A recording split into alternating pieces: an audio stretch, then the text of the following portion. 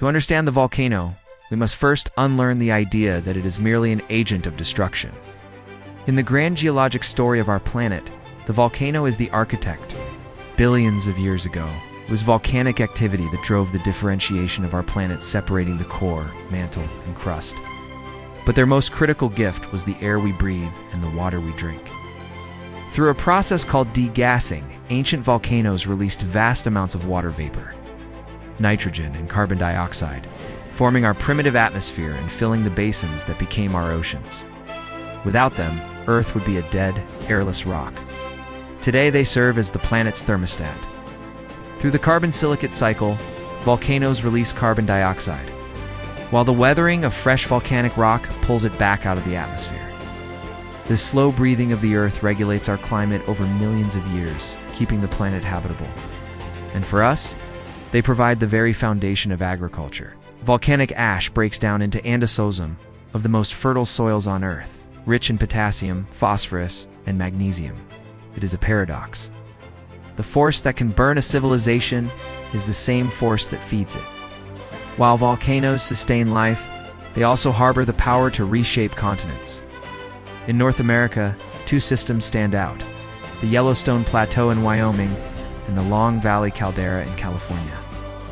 Yellowstone is not just a mountain, it is a living, breathing supervolcano.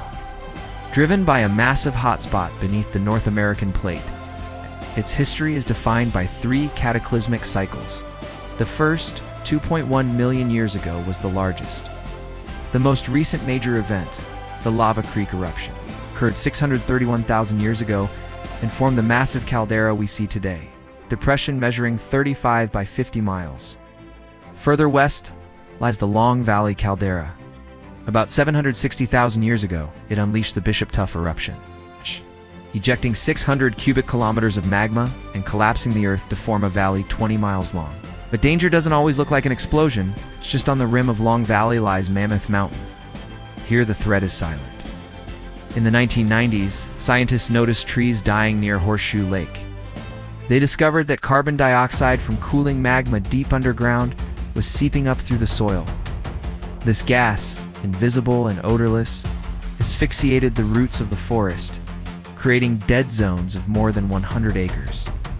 It serves as a chilling reminder that even dormant systems are still very much alive. If a supervolcano like Yellowstone were to wake up today, what would happen? The immediate vicinity, known as the kill zone, would be subjected to pyroclastic density currents. These are hurricanes of superheated gas and rock moving at highway speeds.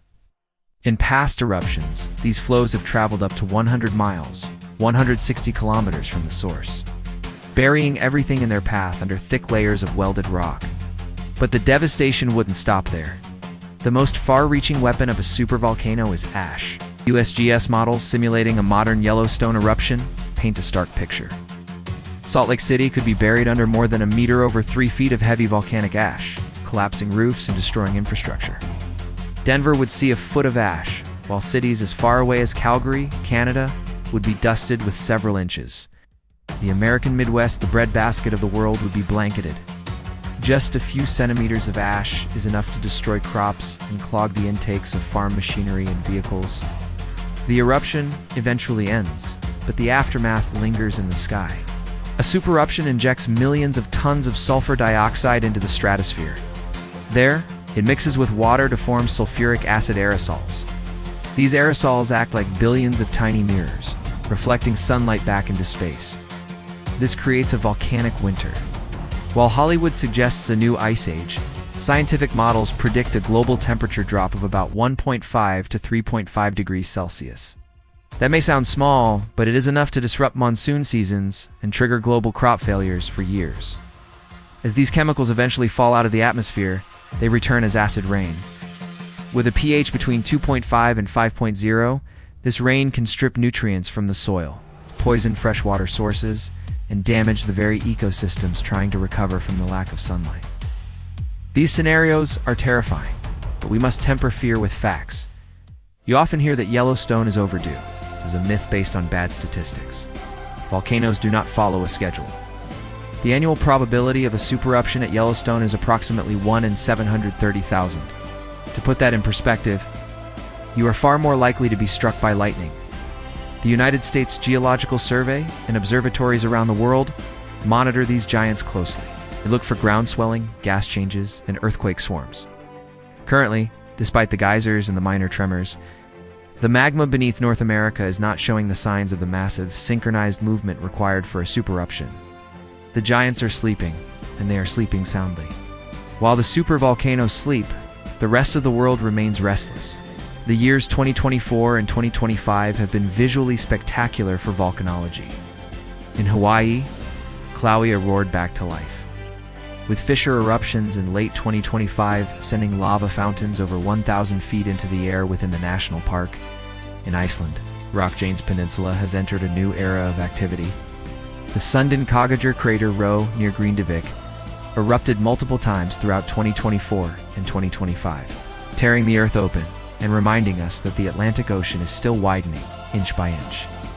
From the constant explosions of fuego in Guatemala to the persistent lava lakes of Erta Ale in Ethiopia, our planet is continuously remaking itself.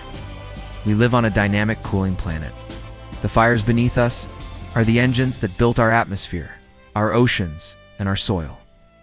While we respect their destructive power, we must also acknowledge that without them, we wouldn't be here. This is the pulse of the Earth. Dangerous, beautiful, and absolutely vital.